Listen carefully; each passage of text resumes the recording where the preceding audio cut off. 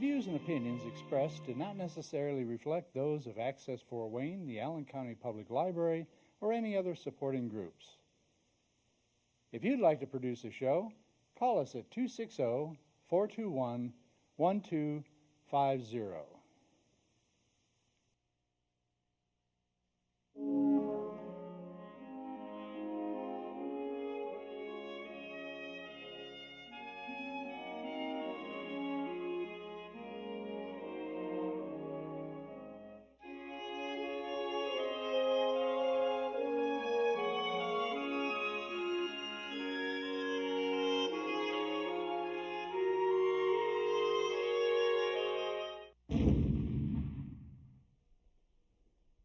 Hello, and welcome to the American Veteran. I'm Dale Parrish, your host. My co-host is Bud Mendenhall, and also with us today is Carl Fowler and Ken Remke. Our host today is Rich Moushon. He's from the Government Benefit Association. Welcome to the show, Rich. Oh, thank you, sir. And would you tell us, please, what this benefit is? This is a benefit that it's actually been called the Little Known Veterans Benefit. Now, that's a key. You can go online and type that in sometime, and you'll find a report on the NBC News about this benefit. But for the most part, very few people know anything about it. Started back in 1946. We ought to all know about it, but we just don't. So we make it a business to come around and talk to people and make sure veterans know this benefit is available to them. Not only to them, but this benefit passes on to their surviving spouse, and even after she is deceased, it passes on to his handicapped children. It's an incredible benefit, just incredible. Started a long time ago, and there's basically 4 major steps that we have to pass. The first thing we're doing is we're looking for a veteran. The veteran has to have an honorable discharge. I know there's a lot of discharges out there. I've seen some that I was amused at, such as undesirable. But that's a benefit. That's a benefit that he will not get. Undesirable, dishonorable, standard, there's a lot of discharges. But the first thing this benefit does, it provides for the veteran with an honorable discharge. Now, before you go too far, you got to realize it's for wartime veterans. I've been told off more than once by someone who was not in the war. But this benefit is for a veteran with an honorable discharge who was in during the war. He didn't have to go to war. He had to be in during the war. I have veterans that I've been able to help that were down at the pension center, Fort Benjamin Harrison. They were writing checks. They were doing paperwork. I have a veteran who's 6'7" who played basketball for the Air Force. He didn't have to go to war. He simply had to be in during the war. And so a key thing is those dates of war. And on the brochure that we send out to so many people, we even have the Mexican border war on there. Now, I think you gentlemen have me by a couple of years. I'm only 58. I'm not going to ask your ages. The reason we have the Mexican border war on there is because you may have a child who is handicapped and you may have served a long time ago. There can be benefits to your handicapped child because you served in the Mexican border war back in 1970. You've deceased, your wife's deceased, and he still qualifies. I see. So there's benefits for the veteran and then his spouse, but the honorable discharge is the most important thing during a declared state of war. Now, every now and then someone will call and tell me, well, I was in Vietnam. When? And they state that they were in 62.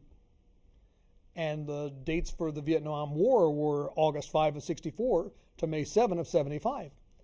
And at first glance you say, well, he doesn't qualify. Well, wait a minute. That's one of those things that's an exception. If he had boots on the ground, he qualified, even though we weren't there. Okay, just between us girls, we weren't there. But he was there, boots on the ground, Vietnam in 62, 63, and he qualifies for this. We're looking for an honorable discharge. He had to be honorably discharged, and if he was, and it was active duty, then this is part of his benefit. Now, he had to be in 90 days of active duty. And it's not just 90 days, it's 90 continuous days. He couldn't have been in a month, out a month, in a month, out a month, 90 continuous days of active duty. And of those 90 continuous days, 1 day had to be during a declared state of war. Reserves don't count.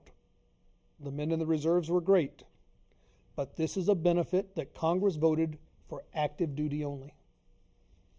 So the first step is just what I've said. Honorable discharge. 90 days active duty. At least 1 day during a declared state of war. That's step number 1. There's 4 steps. The second step is this. The money that this comes out of is the disability fund. The disability fund of the VA, and therefore you have to be disabled to receive it. Not 100% disabled, but you have to be disabled. If you have need because of dementia, Alzheimer's, Parkinson's, blindness, deaf, those are keys. But there's some other things that come into play, such as your doctor may say he's a high fall risk. And if he falls, who's going to help him? He keeps forgetting to take his medicine. Someone's got to remind him to take those medicines. He can't drive, or he needs help bathing, or he needs help transporting. He can't even get from one chair to the other. We're looking for someone who has a need. And because the veteran is alive, it has to be him. If the veteran is deceased, then everything I say can go to his surviving spouse. So back on step 1, the honorable discharge, if the veteran is deceased, the surviving spouse can rely upon that. But there's a couple of conditions. Number 1, she could not have divorced him, and she could not have remarried after he passed away. That hurts a lot of people. But many of the spouses, especially from Korea, World War II, they did not remarry. And every now and then I get told off because I'm always talking to you men. And more than once I've had a female master sergeant let me know that she was the veteran, not her husband. So please pardon me when I say men or sirs, because this also goes to the surviving spouse who could be a man who married a veteran. She could not have divorced, he could not have divorced, and they had to be married at least 10 years. If he is deceased and she needs to go and have care for her, these benefits can go to her. She may be in a position to where she needs more care than he. Now, what if the veteran has a need right now and the wife does not, and they're both married? Well, they can still get this benefit. What if the wife has a need but the veteran doesn't? Well, now we're at a stop. Now we're at a stay apart. We have to make sure that if the veteran's alive, this benefit goes to the veteran.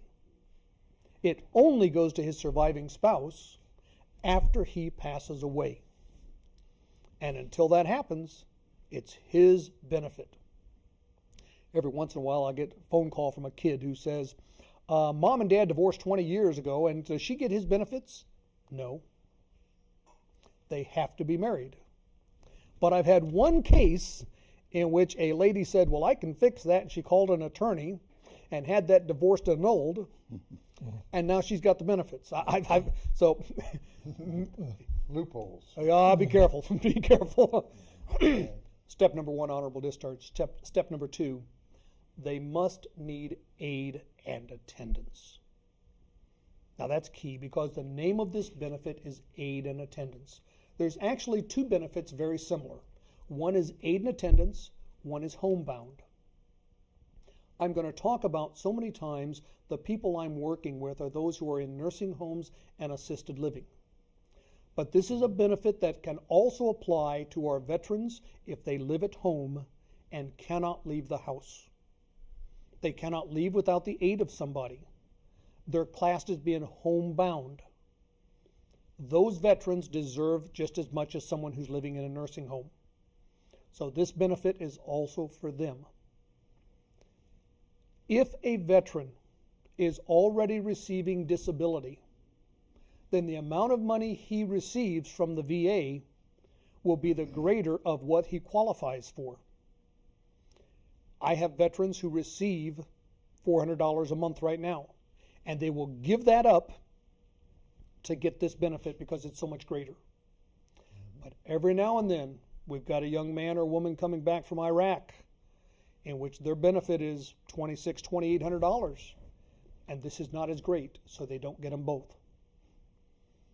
We're looking for someone who is in need.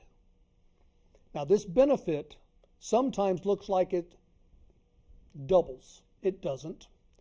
But if one of you gentlemen are retired military, you can receive this on top of your pension. If one of you die because of war-related illness and your wife is receiving DIC, then she can get this on top of that. This is an incredible program. Let's go to step number 3. Step number 3 is this. Money's come into play on this. The VA must look at how much you earn. So let's just throw out some numbers. Let's say we're talking with Dale, and Dale makes $2,000 a month, and his wife makes $1,000 a month. So together they make $3,000 a month. I'm making this up because I don't know Dale's finances. They make $3,000 a month, and let's say that Dale and his wife decide to move into an assisted living because Dale keeps falling, or Dale keeps getting lost, or there's some reason for Dale to be in assisted living. So they move in there, and the assisted living facility looks at Dale and says, well, you make $3,000 a month, so you can afford to live here because we only charge $3,000 a month. And we stop and say, I got medicine, I got health insurance, I got all these other things I got to pay for. I can't afford that. Well, that's where the VA comes into play. In the brochure that you gentlemen have, the numbers are not correct. The numbers were just voted to be increased. Your Social Security went up this year, so will your VA benefit. Because Dale is an honorable discharge veteran and needs aid and attendance, if he earned $3,000 and was spending $3,000, he would have nothing left, and therefore the new number that the VA would contribute to Dale's long-term care would be $2,020 a month. That's a lot of money. For a veteran who's married, it's $2,020. If Dale is single, it's $1,704 a month. If Dale was to pass away, his wife could get $1,094 a month. There's 2 columns of numbers that the VA looks at. The first column is Dale's income. Now, when I say Dale, I'm talking about Dale and his wife, everything combined. Social Security, pension, whatever it is that he brings in. And if it's $3,000 and he's spending $3,000, then he's going to get the maximum amount. Now, when I say spending, the spending has to be on medical care only. So prescription drugs count. And I'll just let you know that if you're a veteran and you're receiving prescription drugs, then the VA would like you to get them at the VA hospital because they can buy them cheaper than you can elsewhere, and it saves them money. And we need to save money. One of the big issues with the VA benefit right now is that about 20,000 veterans a month are applying for this. That's a lot of boys. 20,000 a month are applying for this benefit, and so they must watch the dollars carefully. We count up your income, column A. Column B, we count up your monthly medical expenses. Well, if you're paying for prescription drugs, if you're paying for health insurance, if you're paying for Medicare Part B, C, D, A, If you're living in a nursing home or assisted living, we add it all up. If you're making $3,000 a month but spending $3,000 a month, you'll get the maximum benefit. Every now and then someone says to me, well, I make too much money. I don't know how much you make. And it's not how much you make, it's how much you've got left after spending for your medical. I have a lady who makes $7,000 a month. And right away people would say, well, she's not going to get anything. Well, wait a minute. She's paying $6,800 a month to be in a nursing home. She's only got $200 a month left over. If she's got $200 a month left over, then she'll get the maximum benefit minus that $200. So back to Dale. He makes $3,000. He's spending $3,000. He's going to get $2,020 a month. What if he makes $3,000 and only spends $2,500? Well, he's got $500 a month left over. You would get the maximum benefit of $2,020 minus that $500.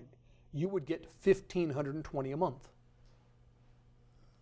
So many times our veterans don't realize that this benefit is there and they're living in a situation that is not safe for them. Over and over someone is saying, well, yeah, I fell 2 weeks ago and I laid on the floor for 6 hours. That's not good. They could be in an assisted living facility. They could be in a nursing home. They could even be living in their own home and having someone come in and visit them there. Now, let me tell you about the difference between an assisted living and being at home. An assisted living facility is considered 100% medical expense. So if you're living in assisted living and you're spending $3,000 a month, that's all medical expense. What if you're living at home? Well, you're paying for the lights, doesn't count. Well, the garbage doesn't count. Taxes doesn't count. Our food doesn't count. The only thing counts when you're living at home is paying for someone to come in and care for you, give you a bath, dress, help you cook your food. And those expenses are very high, but so many times people aren't paying those. Not only that, the numbers for living at home drop from $2,020 a month to $1,560 a month.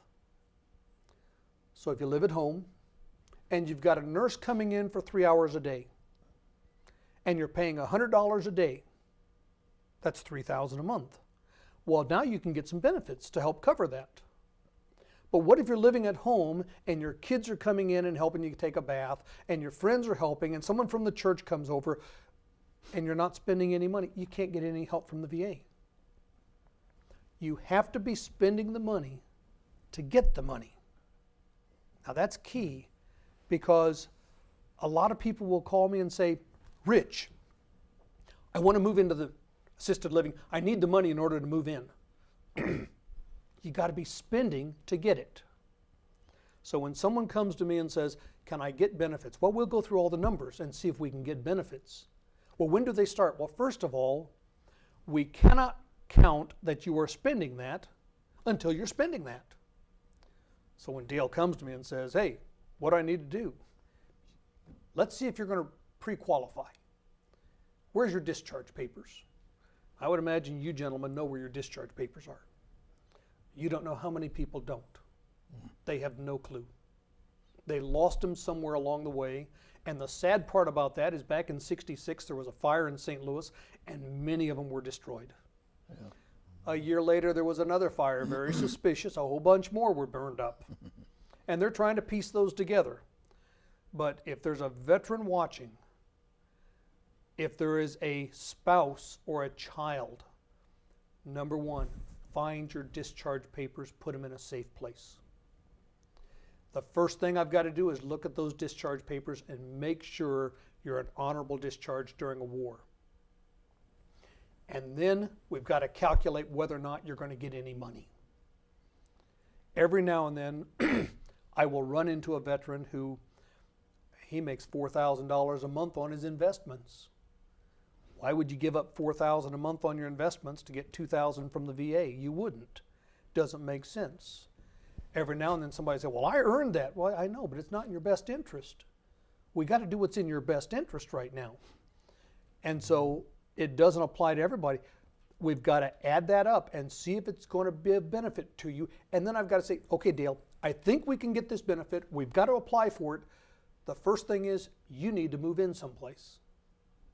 Assisted living, nursing home, wherever it's going to be.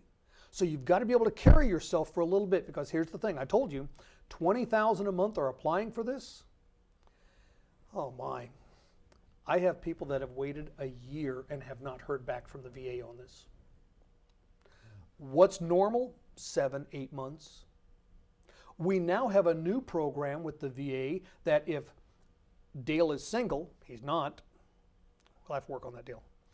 He's not, but if a veteran is single and we can prove his medical records for the last year, then we can get it done as fast as 90 days, which is wonderful, because many of them have waited 6, 8, 10 months. But if you're waiting 10 months, again, I'm going to pick on Dale. We get him moved into someplace. I met him at an assisted living facility a couple of weeks ago. Let's say he decides to move into that place. And 10 months later, he gets qualified. Well, this benefit is retroactive to when we filed it. 10 months times 2020, your first check's going to be for $20,200 to help catch up all those bills that you've been accumulating. And so it's very important. Get moving. You know, in the military, you've heard the thing, hurry up and wait. Okay, guys, we're going to hurry up and wait. If this is something that's going to benefit you, to get you in a safer environment so that you can be cared for, we need to hurry up and get it done. But the first thing we've got to do is locate your discharge papers to do that. If you have honorable discharge, and I had one a couple of days ago, which the family was really excited. He had 1,234 days. In the little print down at the bottom, apparently he had an urge to punch out his CO the last day he was in, and he was docked 1,233 days. He got 1 day. I can't help him. That's sad. Yeah. Remember when you were young? You can't remember that far, can you? I can. Yeah, I can. So step number 3 is we add up all of your income and subtract your monthly medical expenses. And if you are spending as much as you're taking in, you'll get the maximum. If you're spending not quite as much, you'll get a little less. But you can probably get something to help you defer the cost. And what's happening so many times is I'm running into veterans who are saying, you know, I've got enough money to move into someplace for 3 years. Well, then what do? Some of you have heard me say before, there's something worse than dying. It's running out of money. We want to make sure that the plan is that you never run out of money. The VA can help that happen. That's step number 3. Step number 4, it's the clincher. You knew assets came into this, right? You knew assets were a part of this whole program.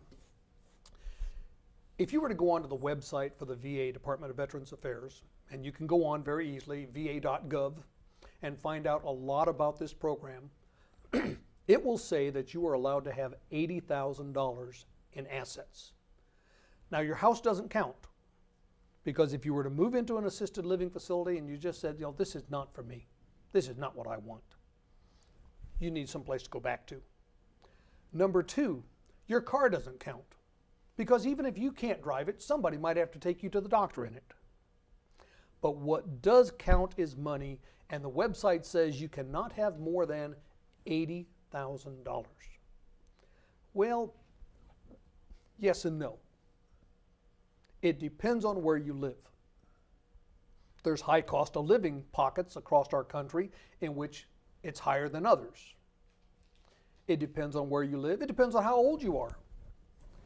If you're 97 years old, you've already passed the amount of time you're supposed to be walking around with us, and it will be quite a bit lower than that.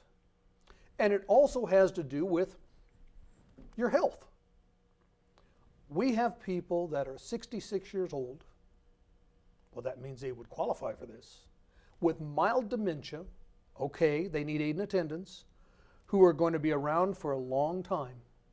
And the VA is going to look at that and say, You know, the man's got $79,000. He's going to need every penny of it. He's going to be with us a long time. They may look at someone else who's 96 and say, he's got 20,000. We'll work on this when he's down to about 10, because he's not going to need that. He's not going to be around much longer.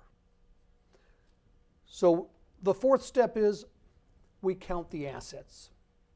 Checking, savings, CDs, money markets, stocks, bonds, mutual funds, annuities, all those things that say what you're worth. And I want to say, this is not Medicaid.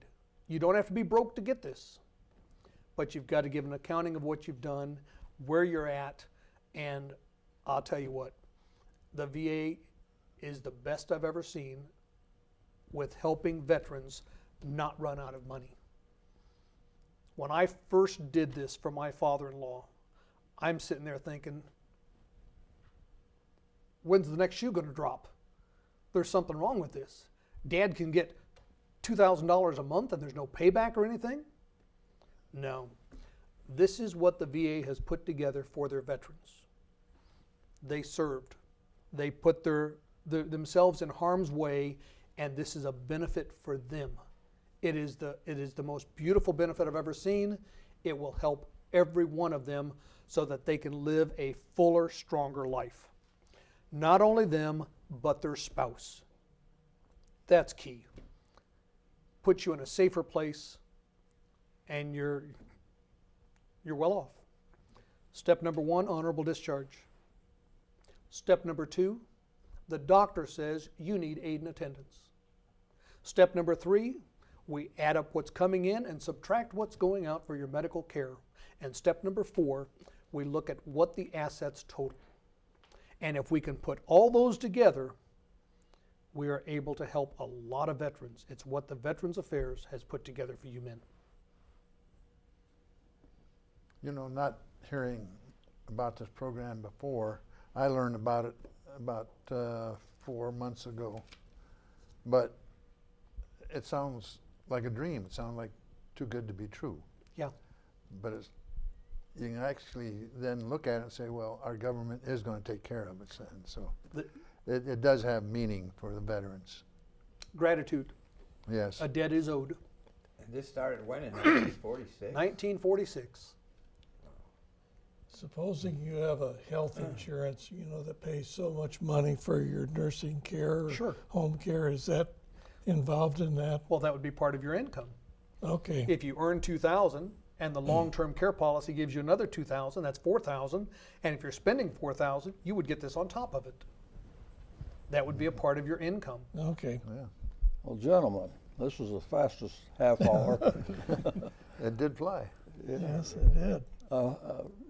Rich, this has been very interesting, and I hope there's a lot of veterans out there that was listening and take advantage of this and call Rich for more information.